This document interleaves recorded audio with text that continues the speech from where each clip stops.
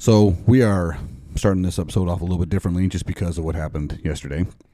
It is September 11th, 2025, and yesterday Charlie Kirk was assassinated in public, right? Yeah. Unreal. Like, I don't know what you can really say about it. Like, you and I haven't, now, to be clear to anybody listening, you and I have not had a conversation about this at all. No, this is us. First time we're talking about this right now. And, it's crazy to think that in today's world, literally having an open dialogue with somebody and just simply disagreeing with them, you can get you killed. Yeah. By somebody who just doesn't agree with you. Yeah. Charlie, I mean, I hate politics and this stuff. Like we try to stay away from it all. He was very conservative. We know that. Yeah. You know, he was very, against certain things. He was very biblical. He was very religious. He believed what he believed, and that's fine. And one thing that I always liked about him was he would welcome people up that were disagreed him, and he would tell the crowd, "Don't boo him. Don't heckle them. Hey, give them the respect that they don't give us. Like, just let them talk. We'll have a debate, and if we disagree, we disagree." But to see that happen in just the people, this guy who's on the run right now, who I think they're probably today's day and age, you don't get away. No, they're going to catch him. They're going to catch him. It's unless this guy offs himself. Which I guess that's the easy way out. Quite honestly, as much as it's not popular, you almost want to see a public hanging, because this guy was a part of a movement, right? You're talking 20 million followers, and most of them are young generation voter kids that are starting to see things differently, right? Starting to put the phones away, put social media away, and start thinking for themselves. And did you see the video? So it's funny, as you called, good friend of mine just called me, and I said once you walked in the door, I said, "Hey, I gotta go." But right as he asked me, "Did you see the video?" I said, "Dude, I have been actively trying not to, because I can see a lot of things that won't affect me." This is weird. What's weird about this is I'm not a Charlie Kirk guy. I know him. I'm aware of him. I have never had a problem so much with him. It's just more like it's just not my style. Yeah. Right. It's not my thing. The more that I would see of him, the more I'd be like, yeah, I don't think he's not a tool. You know what I mean? Yeah. He's not one of those guys that goes up there to have a debate to kill you, to make fun of you, to make you a public spectacle. Like you said, he is more than happy. He was more than happy to have a discussion in public and allow anybody a platform to talk to him. Yep. It wasn't pre-selected. It was anybody. It just wasn't my thing, right? But he was so intelligent. He was, but the reason why I say that is like the idea of watching this guy be publicly assassinated because there's a million videos of it happening was like, I can't watch that. I don't want to watch that. Especially because there's things that I've seen that you can't divorce your brain from that. It's in there. You ain't gonna unsee this. I was listening to one of my news podcasts this morning, and the lady on it said, "If you haven't seen the video, don't do it because you will never forget the image." And I'm like, yeah, okay, then I don't want to. It's I've seen stuff like this stuff. It is what it is, right? Yeah. But the only reason I really wanted to see was because there was speculation that he was shot, and we knew that, but it was life threatening. We don't know. He just been rushed to the hospital, life threatening. I'm pretty well experienced in a lot of this kind of stuff, and the second I was with a group of like-minded people. Mm-hmm. I was at a golf tournament, right? And as soon as we saw it, every one of us knew there's no way. They just haven't said it yet, but it is not physically possible for him to survive because the bullet itself hits the carotid artery. Yeah. And there's no coming back from that. Dude, you're talking at most, you're talking 10 seconds of your heart beating. You're not conscious. Like, you're done after about a second. I don't think he felt anything, to be fair. Like, I think there's reports now that he did wear a bulletproof vest underneath his shirt usually. Yeah. It looks like the bullet may have ricocheted off of that, and that's why it went up into there. Because, anybody who's a gun guy knows that you're not. And if you're a sniper target guy, you're aiming for center mass. You're never aiming for the neck because so much movement happens. And it's thin. And it's thin, but it's a definite kill shot. But it's just so hard to this little spot versus this giant area, right? So you got to figure. And they're talking it came from over 200 yards away. Yeah, which. Bullet, if you hit the neck, that's a lucky shot. That's not. Yeah. And he's moving. If you watch, you won't see the video, but he actually picks up the mic. He answers a question about gun violence. And literally, I'd heard it was about LGBTQ. It was about mass shootings, but what he brings up is, and when he talk about how the guy, it almost seemed like from what I understand from it, it almost seemed like the guy was bringing up the guns.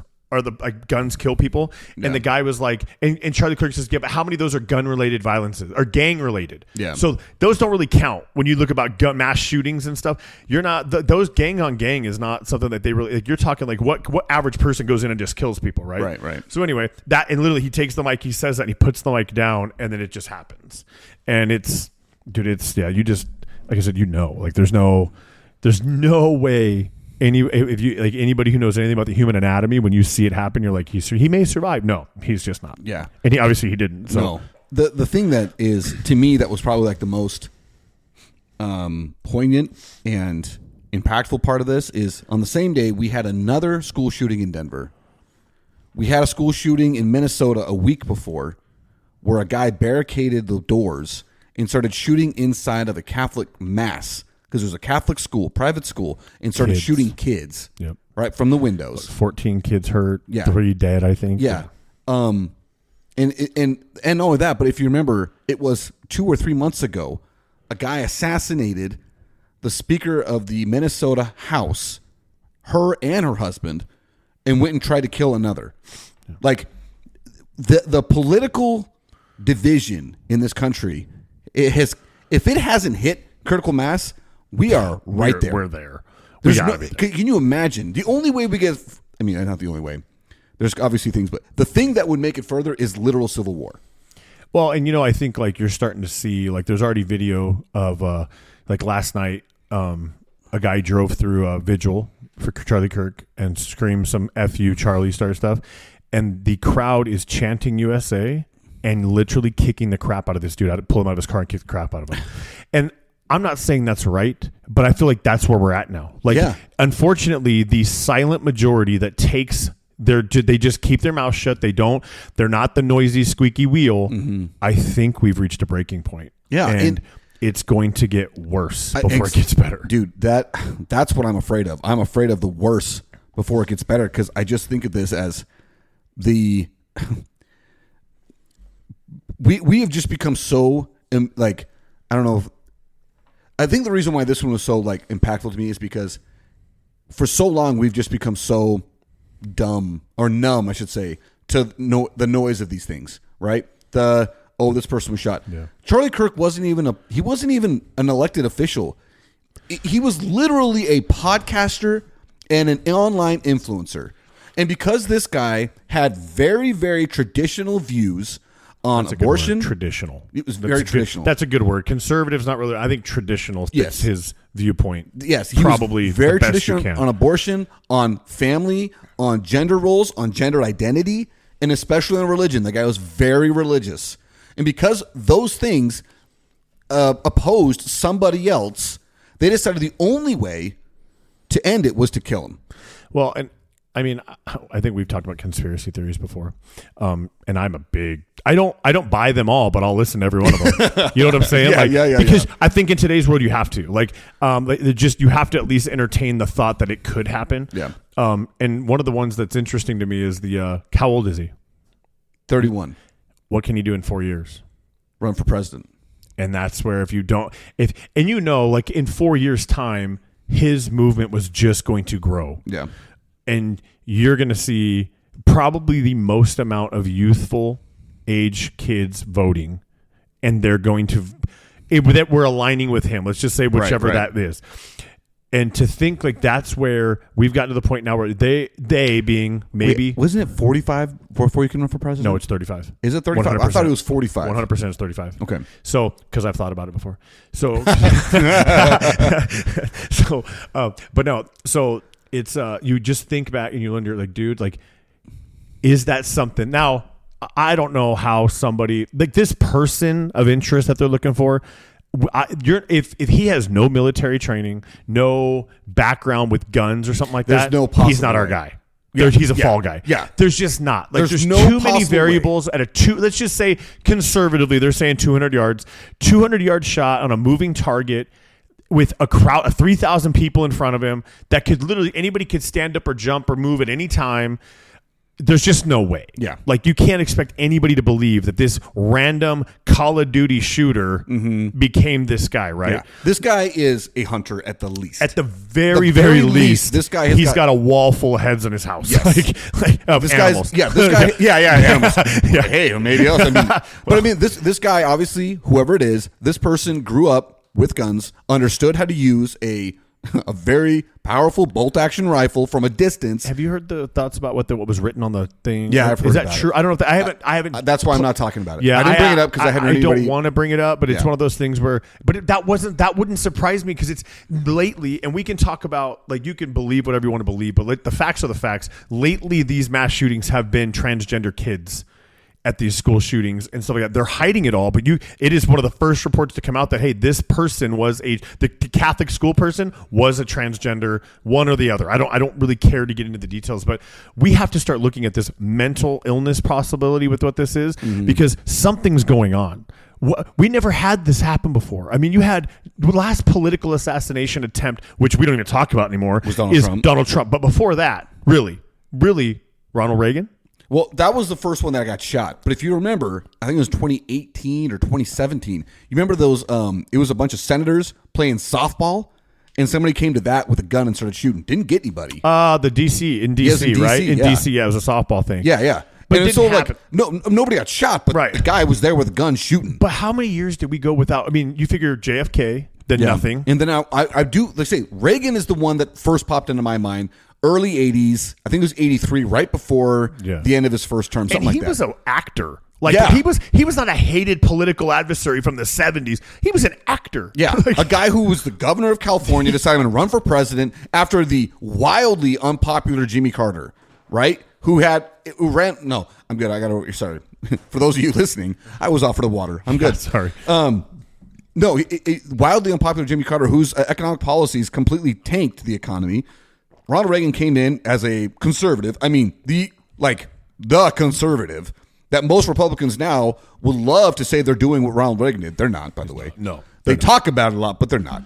And the idea that somebody, and by the way, you know, the person that shot him, this guy was literally nuts. He thought that by shooting Ronald Reagan, he would be able to get Jodie Foster, the actress, her attention, and she'd be so impressed with him that she'd fall in love with him. The Deep Impact Jodie Foster? Yeah. And it was because she was in Taxi Driver. You ever watch Taxi Driver with Robert De Niro? Yeah. Anyway, I remember I had this book in junior high. It's called They Shot the President, or in elementary school, 6th grade. It was all about assassination attempts, you know, successful and unsuccessful, against every president in the United States.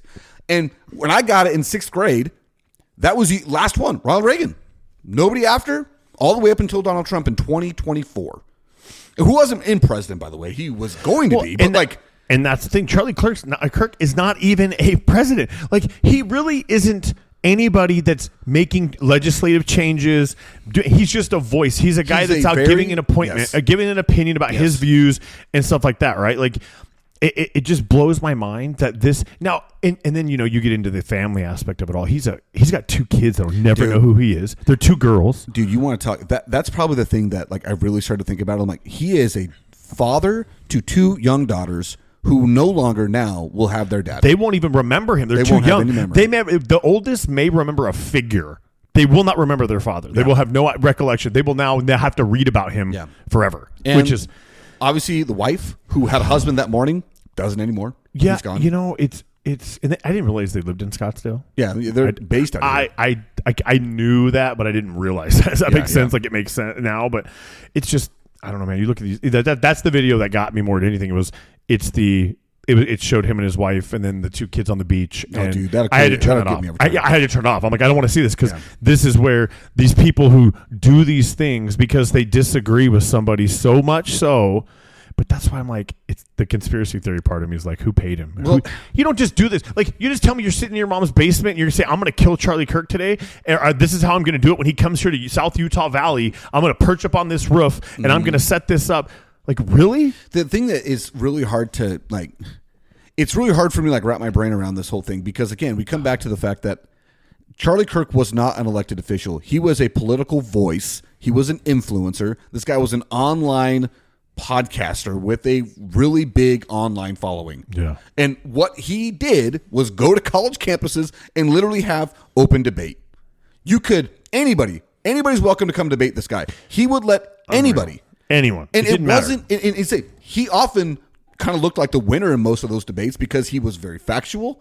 And more often than not, he wasn't a dick. Like, you know what I mean? He wasn't boisterous. He wasn't he didn't crazy swear loud. at him. Yes. He didn't belittle people. He was just like, he would ask simple questions and it would get people upset. But like his famous first question to somebody when they want to have a debate about transgender or whatever is, okay, so we're on the same playing field. What is a woman? Yeah. Like, you have to be able to tell me by definition what you believe a woman is so we can then have a valid argument of one way or the other. Yeah. But if you can't give me the definition of a woman, we really can't go nowhere. Yeah. And it was like, he was never mean about it, but he would just say, just tell me these things. Where do you stand? Yeah, where do you stand? You tell me what it means so I know where you're coming from and I can debate you this way. Yeah. I mean, there's a video about, there's a guy with a bullhorn and he brings his own bullhorn and they, to just be a total freaking idiot. Yeah. And he calls him up to the mic and then the guy uses the bullhorn instead of the mic and he's like, tell me you're like losing an argument without telling me you're losing an argument is you're using a bullhorn when we have a microphone to talk is given to you. Yeah, he just keeps calling him a liar. And it's like, dude, like when you go into the point where like if you disagree with somebody so bad that you have no argument because you've been beat, just concede and say, maybe I'm wrong or I'm not going to win here. So what's the point? Like, or just say this, listen, we agree to disagree. How many times have you and I done that? We've done it. You and I believe we may be on the same side of the aisle, but there are things we don't agree on. Yes. Whoop-de-doo. Like, that's fine. That's what makes things okay. You don't have to be disrespectful about it. You don't have to be, I don't have to agree with you. It's the beauty of being a human being and having free thinking. And yeah. I can think what I want. Okay, you don't agree with me. That's fine. But at the end of the day, what did Charlie Kirk do to this guy that shot him? Nothing. He didn't even know who he was. He probably never said a word to him. All he did was not agree with what he said at some point or believed at one point. Or at least that's what we think. Because we do have to be real here. We don't know. We have a very, very strong belief of the reason why he was targeted and shot. I mean, could it possibly be any other reason other than his politics? I mean, it's possible. Not crazy likely. But again, we're looking at the Minnesota State Speaker of their state house was assassinated because she was a Democrat. And this guy that killed her had a list of 70 other people he was going to kill before he was caught. Only because they had different political views. The idea that people have that because our politics are different, there's no coming back from that is unbelievable. I was following along. The Wall Street Journal had this, live update, so I'm following along. And one of the things they mentioned in it is they recently did a poll that back in 2000, I think it was 2004 or 5.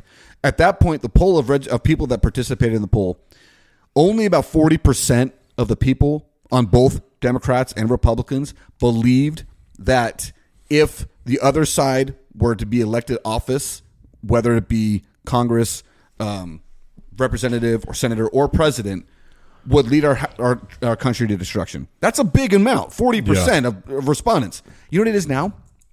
It's doubled. It's 80%. And let me tell you what, guys, it's not the truth. That's not the truth. We have so much more in common with people on opposite political sides of the aisle than we are led to believe because we live in a world where political discourse is so heated and it's so fire that you're not allowed to realize, we disagree on some things, but for the most part, you're a husband, you're a father, I'm a husband, I'm a father. What we both want is the best thing for our kids. Ultimately, now how we go about that, we're going to figure it out because we disagree on a lot of things. But that's not enough to kill someone or end someone's life.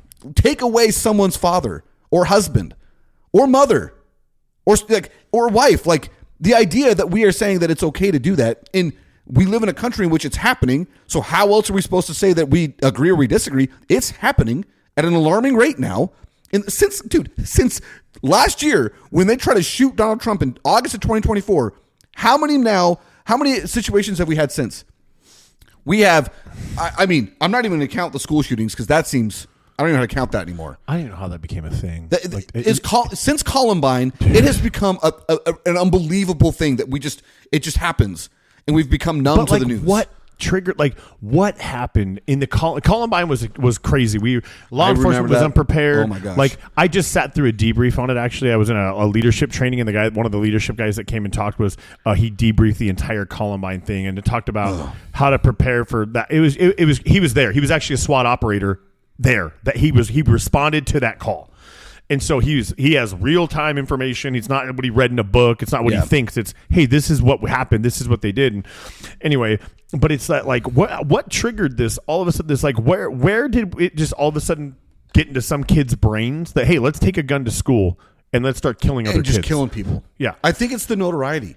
They're looking for their names to be remembered. That was kind of the Batman guy. Remember the guy at the theater, the Dark Knight thing? That whole thing is just a notoriety. He wanted to be infamous. You were watching a movie. People are watching. I remember after that, my wife wouldn't go to the movies with me for years. Every time I don't like movie theaters because of that. If I sit, I like to pick my seats at movie theaters. So I know where things are. Like you're always paying attention because you are a sitting duck, though. Like if you think about all the places we go, it's dark. People come in and out of there. You have no idea. And you're just sitting, chilling. And you're completely distracted into a giant phone. Yeah, right? And you're not paying attention to anything, and you can be in a lot of trouble in a movie theater. So because you can't see where it's coming. Right. Before we get moving too long, I did want to play this clip. Do you know who James Tallarico is? So he's a guy running for senator out of Texas. He's a Democrat. Right now, he's a state representative in the state of Texas. He's a Democratic senator or representative, excuse me. And it's about a minute. So this is the first time you're hearing this, Jason. But I posted it on Instagram because I felt like this guy, to me, he hit it out of the park on the way that we should be thinking about politics in this country. So I'm going to let you listen to it for the first time here. Earlier today, Republican activist Charlie Kirk was shot and killed. I disagreed with Charlie Kirk on almost every political issue, but Charlie Kirk was a child of God. He was our sibling, our brother. He was a human being endowed with infinite worth and entitled to unconditional love. Now his wife is left without a husband, and his children are left without a father.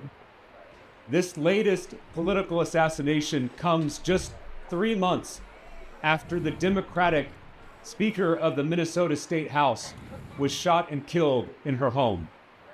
Political violence has no place in America. My faith, the faith I shared with Charlie Kirk, teaches me to love my neighbors as myself. Not just my neighbors who look like me, or pray like me, or vote like me. He goes on a little bit longer, but I cut the clip off of that because I felt like that was like the most important thing to me. It's like, we are all Americans, right? And again, we're all children of God. So by thinking that you have to end someone's life because you disagree with them politically, I almost hesitate to say, kill yourself first. If you think that's the only way to solve, we don't need you.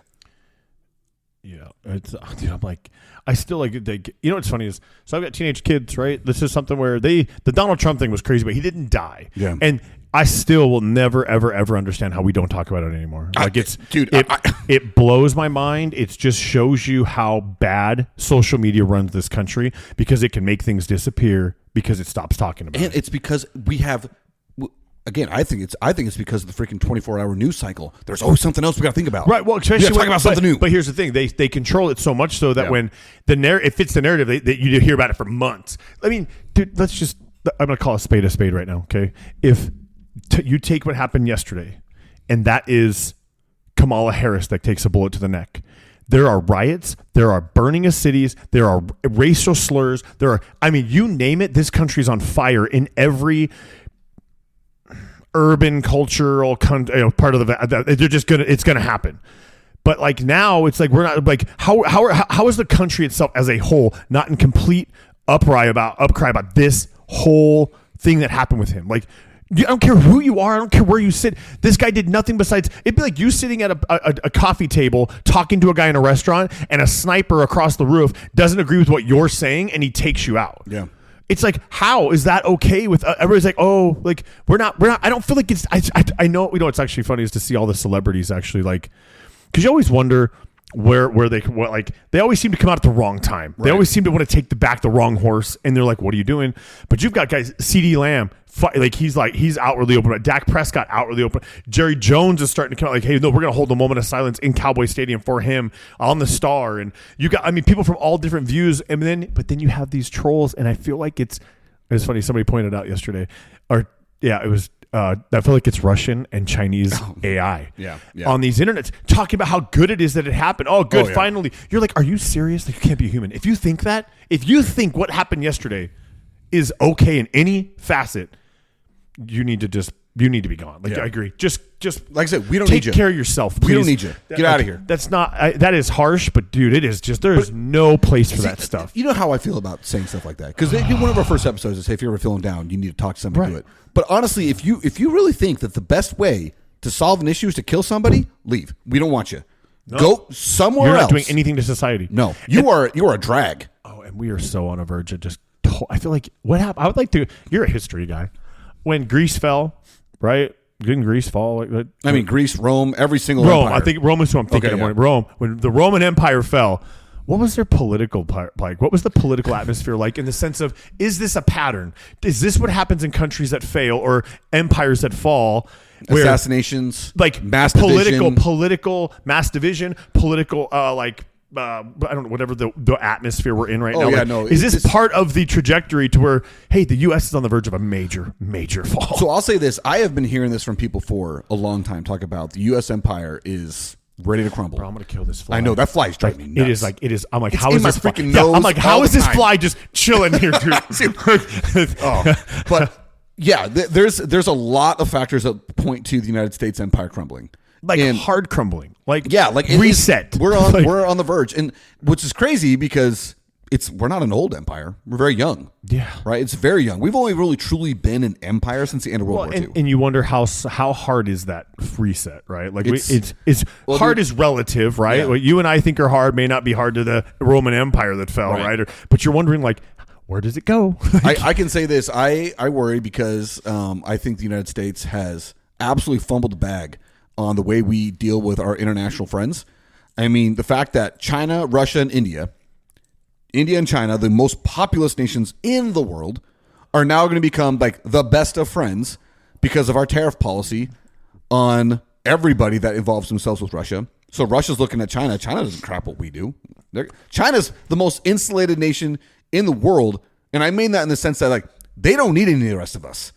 They produce everything on their own. They have their access to all the minerals that they need, and they're the production, manufacturing capital of the world, right?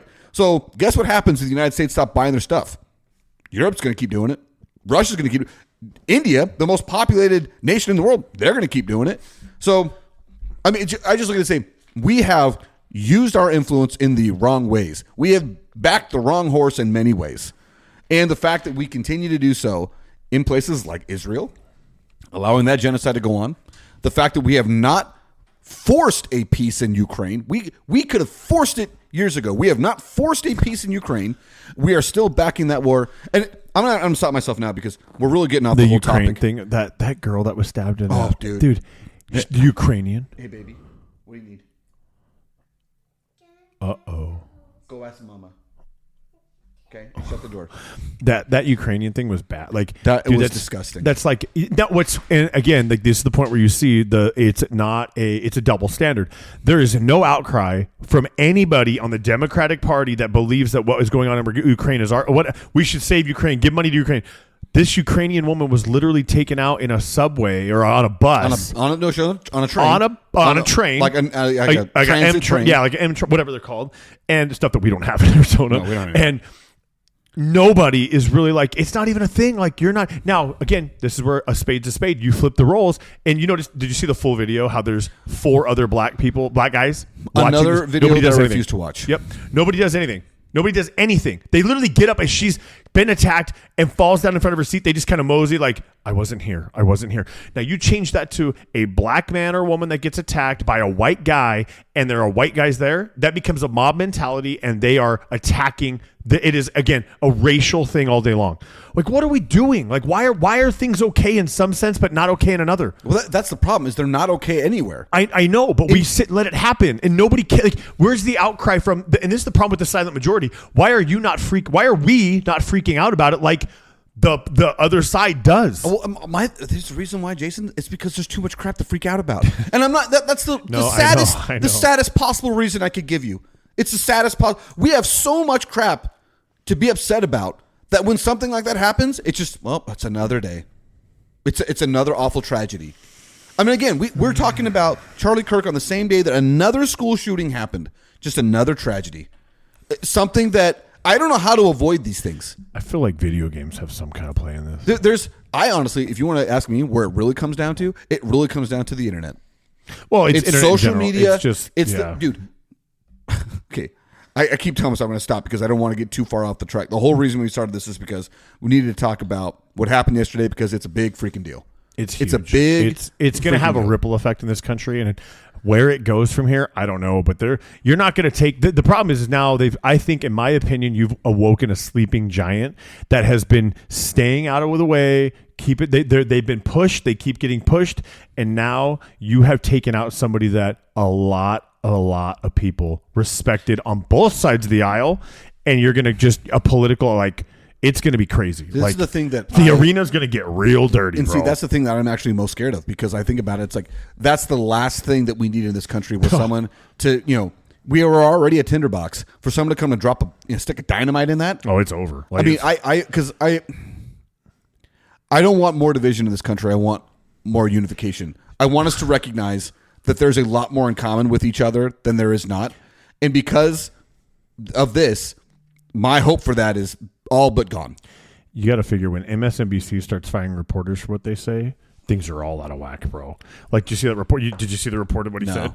He literally is. They're talking about what happened, and he goes like, "Hey, let's not jump to conclusions. We don't know if this was celebratory gunfire that went awry. We don't want to misspeak." And you're like, are you freaking kidding me? Like, you are a person on the news, and that's what you're going to say? Yeah. MSNBC fired him.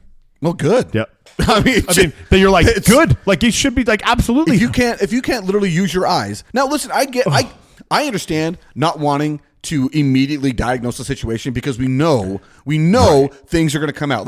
Like again, immediately assigning this as a political assassination. Now, is it? More than likely it is. Do we know that? No, we don't. Maybe this is an assassination for. I mean, like going down the conspiracy theory thing, right? It could be a religious, religious shot, not so much so a political thing. Yeah. It could be. It's more than likely not the case. Yes, but it is kind of smart to say, "Listen, we don't know. This is an assumption we're going to make." But to say celebratory gunfire, it's one like, shot. Dude, are you serious? One shot was a celebratory gunfire, and I'm like, dude, like. You could have said anything along those lines, like you just said. Hey, listen, let's not jump. We don't know that this is fully politically motivated. It's a safe assumption. Yeah. But it's probably a good idea that we wait because we don't want to misguide people or misspeak on it being we think it's a Democrat and it was a Republican or vice versa, or a transgender and it wasn't. Whatever. Yeah. But for him to say celebratory gunfire, dude, that's the dumb. I mean, I didn't see it, but that's just the dumbest thing I've ever heard. I post. It's on my story, dude. If you, I actually opened your story and it looked like it was about to show him getting shot. I'm like, I'm out. I can't. Yeah, well, it was the MSNBC. You'll see it. It's not that one, but dude, I'm telling you, because I want you to watch it, but I don't want you to watch it because you don't need to see it. But it's just the only piece you can get from it is that he didn't suffer whatsoever because it was over for him. My good buddy who lives up in Utah texted me yesterday when it happened. He said, "Did you see that Charlie Kirk got shot?" And my immediate thought was, why? Why would someone shoot Charlie Kirk? I mean. And he didn't say that he was dead. Yeah. And I didn't know what had happened. So my immediate thought was, okay, maybe he got shot. He's probably going to be okay. But why on earth would anybody shoot Charlie Kirk? That just doesn't make any sense to me. It would be like, do you know who Constantine is? Yeah. Okay. It'd be like somebody shooting Constantine. Why? Like, he's literally just a political guy. Like, why would you shoot him? Yeah. Well, and you know what's, I was thinking about it yesterday is why, after the Donald Trump thing, okay, knowing that this is more so of a possibility now than ever with anybody who seemingly is on the right side versus the left is going to get assassinated, right? I would just say, honestly, and I'm using this as an experience. Remember, 2 Democratic state senators in Minnesota were assassinated in their, a husband and wife were assassinated, another one shot. Right. So I am not saying this is left or right. You're right. This it's is really not. This is a general political problem. But why are we, my point being is, why are we not putting up bulletproof glass in front of these people? Yeah. In general, no matter where you go, right? You put up a wall around them, a little half circle, and just in case, right? Yeah. Like at this point, you're probably going to see that no matter what now, right? You almost have to have these panels up. If you're going to debate people, even if you're just at a college, you're going to have to freaking have bulletproof glass up because you never know who's on a rooftop.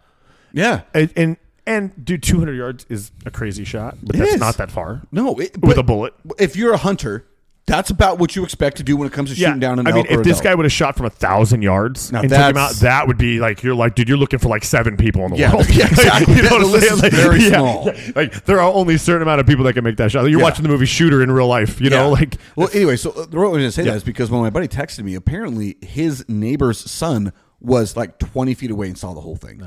And I'm just like, that guy's never going to forget that. That is burned in his skull now. And that's the type of thing that you just have to live with. And the thing you is, saw it happen. The amount, like when it happens, the amount of blood that you see immediately, you're not going to unsee that especially if you're there.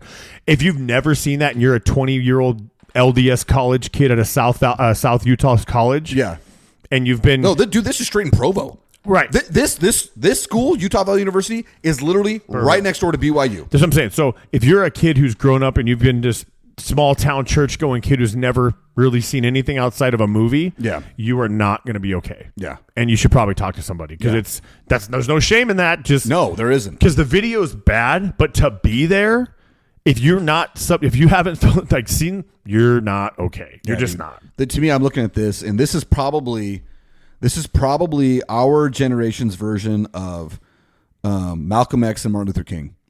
Not politically elected officials, but guys that were leaders in some political movement who were assassinated for those beliefs. I'm not even saying RFK, who was running for political office, or JFK, who was the president, or Gerald Ford was shot. No, not Gerald Ford. Was he shot? Gerald Ford or General Ford? Gerald Ford, president right after Nixon. Yeah. Maybe he wasn't shot, but I think somebody took a run at him. But I mean, did he throw a shoe at him? Oh no, that was Bush. Somebody threw a shoe at Bush or something one time. Remember, like a political thing. Like you see a shoe come flying out and he moves out. Oh yeah. Who throws a shoe? Name that movie. Who throws a shoe? I mean, honestly. Well, Austin Powers. Austin Powers, good pull. I did a very good job with the accent. Yeah, you did a great job with the accent. Any kid nowadays would not have known, but I've unfortunately wasted way too much time of my life watching a movie like that. So good though. But no, this is one of those things where, again, I'm saying like it's our generation's version of it because it's something.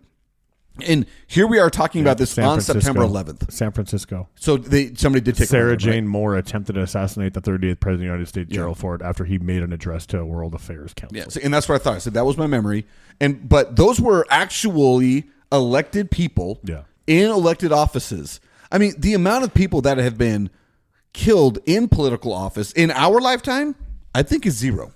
Well, and that's what makes this so hard. Is he's not any of that. No. Like, if you're a political person and you're in politics, if you're a politician, you have security for a reason, right? That's not because they pay him just to do it. It's because the likelihood is higher than a normal person, like Charlie Kirk, right? But he even had security.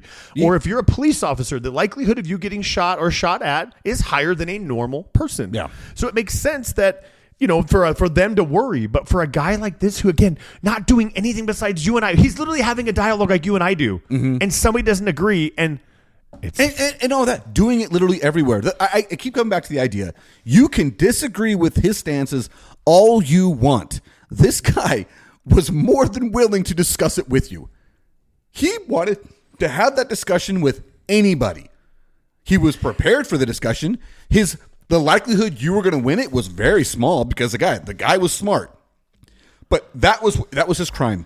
That was his crime, Jason. Have you heard of this guy named Parker? I can't remember his last name. He debates Charlie Kirk quite a bit, and he knows him by first name. They would debate each other, and I've seen him. I've probably seen a couple clips. You've seen him for sure, but I'm curious what his Like, what did he say, if anything, about this, right? Because, again, you can politically disagree with somebody and personally disagree with their lifestyle, their choices, whatever. But to say that I'm going to take him out because I don't agree, like... Do you remember, this is going way back, and it's before our time, but there was a show on Fox where it had two different guys. It was this guy's from Louisiana. He's a Cajun. He's a Democrat. And I want to say he was a policy advisor for Bill Clinton. And him and another guy who was a Republican would have the show on Fox where they would literally just sit there and debate. And it turns out they were like great friends, but they had different political leanings. I wish I could remember what this is. Now I'm just talking about crap out of my head that I don't have any facts behind. But anyway, the point I'm trying to make is here we are talking about this on September 11th. An event that you and I will never forget. So, yes, I'm sorry, I'm reading about that Parker kid because they're one of his political adversaries in this world of. It's probably just for politics or for show. For views. Yeah. But even there, like he's like, look, he goes, it should come as no shock to yourself when I tell you that I think Charlie Kirk was a bad person. I've made that very clear over the last year, but that does not mean I think that he deserves to lose his life. No, it does not think that two young children who were in attendance at the event should see that happen to their kid. Yeah. Or to their dad. So even then, even those guys are like, no, like this should not happen. Anyway, so yes, 9/11. I think it's I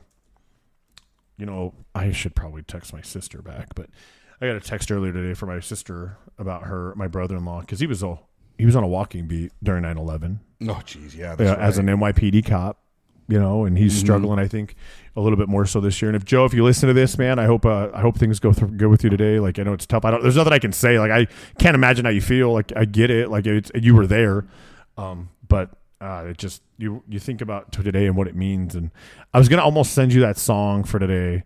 Alan Jackson, Where Were You When the World Stopped Turning? Because that would have been the song for this one for today. Because everybody knows, man. Like there's not a chance that anybody who is of any kind of age who remembers things doesn't know what they were doing on 9/11 in 2001. They just don't. Like it's just like, I mean, I would argue now with Charlie Kirk thing, these kids, this generation, like, dude, Lexi, she's like, I'm like mad. Like she goes, I like followed him, and I'm like, I know, like it's like it is not right, but like it's like. She's like, I can't believe someone would do that. And I'm like, this is the world we live in, kid. Like you gotta. They think the world ain't full of sunshine and rainbows anymore, man. It's a dark place, man. There's a lot of bad things that happen in this country that people don't want to look at because they live in their bubble. And now these kids now who are growing up in these universities and sheltered lives are starting to see that. Look, dude, bad things can happen to anybody. So yeah, that's 9/11, dude. It's a tough one. Dude, it's just. I mean, we're not even here to talk about that. It's just one of those things where it happens. You got to recognize it though. You do. It's that day. It's 9/11. Yeah, you got to bring it up. And we didn't even mean to do it today. Today just happened. When we had this, I was driving here realizing that we were doing a podcast on 9/11. Yeah, I knew what today was. Yeah, but when we set it up and said Thursday, I didn't even. Yeah, I didn't even click, dude. Like I was not even thinking about that. No, and by the way, I mean, it should come as no shock to anybody that this is not what we planned on talking about. No. And this was not what we had on the list because this is. I mean, dude, we just had week 1 in the NFL. College football's underway.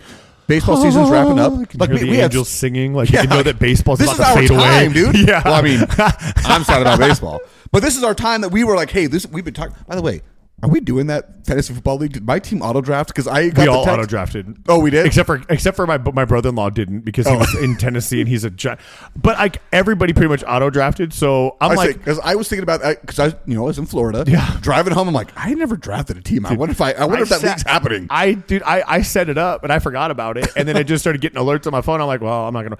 I mean. I almost kind of like it's kind of like the year of the auto draft. It'd be cool to see who wins just based on strictly the computer system picking the next available guy. I'm actually kind of interested. Yeah, I've never thought about that, but yeah, because I didn't pick anybody. I did not. I haven't even logged in. I was so mad because I didn't get CD Lamb. He's the only guy I would have picked. I wanted as a receiver just because number one pick. Jana got him, and he's on his. I was like, she's like, should I start him? I'm like, no, don't do it yet. Just wait. Wait a couple weeks. Yeah, but we'll get into sports here soon. Yeah, but. Yeah, that's true. I mean, I don't want to be, but I wanted to pay this one off. It was not the TV show so much as I was talking about. James Carville was the guy that I was thinking of. He's known as the Raging Cajun. He's a Democratic strategist. He's worked for many Democratic presidents. and he works for Fox News. He is married to, her name is Mary Jo Madeline, and she is a Republican strategist and worked for Ronald Reagan, George H.W. Bush, and George Bush. Okay. And she is a Republican. They are married. They are highly ranked in their party. They've worked for the most powerful people in their party, and they can be married while having deeply different political views. If you want to tell me that that isn't an illustration of what we need more of in this country, the ability to disagree and recognize that we are still humans, then I don't know what is. It'd be really hard. I'm not going to lie. Like, I think I could pull it off as long as we don't talk about politics. As long as you respect my views and I respect yours, I think it could be fine. Yeah, but it would be hard. Like, it would be hard. Honestly, imagine if Chalet was like a total lefty, bro, or like our total righty, whatever you want to, the other side of whatever you want to see. And like, you couldn't even you couldn't own a gun. Like, what if she was so anti-gun? She was like, you don't gonna have it in my house. I'm like, I'm gonna have it in my house. Like, I don't. You got to the only figure this thing out. that I can think that would really help, and I don't know anything about their relationship on this one, is for me, it's like, if you have the same general faith, if you can say generally, you don't have to be the same religion, but generally we have the same basic tenets of our faith. Yeah. I think you can get away with having different political issues, because ultimately, do you believe in the same God? Do you believe that we are all children of that God? Do you believe that he loves his children? Like, those are things like, if you believe those things, then we can get to an agreement elsewhere, and we can disagree elsewhere and allow that to be our outside lives, right? Because actually, one of the things for me and Shalay, we have a rule. I have no idea who she votes for, and I don't want to know. Yeah. Because my thing is like, listen, that's what you do. That's fine. You can have your own political beliefs. That's fine. I will share mine. She doesn't really share much of hers. That's not her thing. But that's just kind of the way we work. I don't know who you vote for. That's fine. I couldn't keep who I voted for a secret if I tried. That's just how I am. But I don't know. It would be tough, but I'm just saying it's possible. I'm looking at two people that have made it possible. And I feel like I'm really hammering home on this statement, but the statement is like, killing somebody is not the answer because of something you disagree with. And I feel absolutely ridiculous that I have to say that. That's like calling the sky blue. Everybody knows that.